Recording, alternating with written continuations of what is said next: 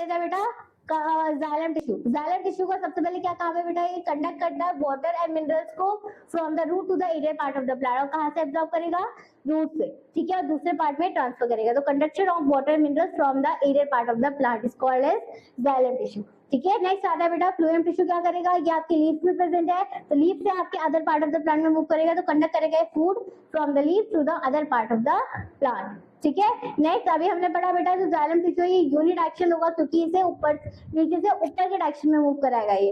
और जो bye direction होता है बेटा आपकी इस टाइम नीचे भी प्रेजेंट होगी लीफ के और ऊपर डायरेक्शन में भी होगी, तो सबको फूड देना जरूरी है, तो ये क्या होता है बेटा, बाय डायरेक्शनल होता है।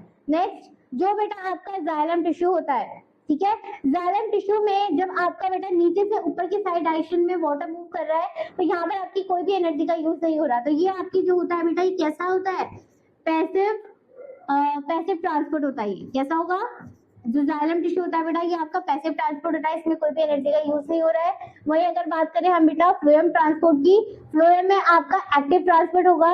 जब आपके बेटा फूड बना, अब फूड को बेटा अगर नीचे के साइड में मूव करा तो कोई एनर्जी नहीं होगी, बट जब वो ऊपर डायरेक्शन में मूव करेगा तो उसको एनर्जी मिलना चाहिए, ठीक है, तो उसमें क्या हो रही है बेटा, उसकी एनर्जी यूज हो रही है। तो आपको हमेशा एक चीज याद रखना है, अगर हम बेटा एक्टिव की वर्ड की बात कर रहे हैं, तो एक्टिव का मतलब होता है बेटा एनर्जी रिक्वायर्ड, एनर्जी आपको चाहिए कोई भी चीज करने के लिए। और नेक्स्ट अगर हम पैसिव की बात करें, ठीक है, पैसिव में बेटा नो एनर्जी रिक्वायर्ड, ठीक है, इसमें आपकी कोई भी एनर्जी रिक्वायर्ड नहीं होती है। तो यही चीज हमने यहाँ पर रीड कर रहे हैं।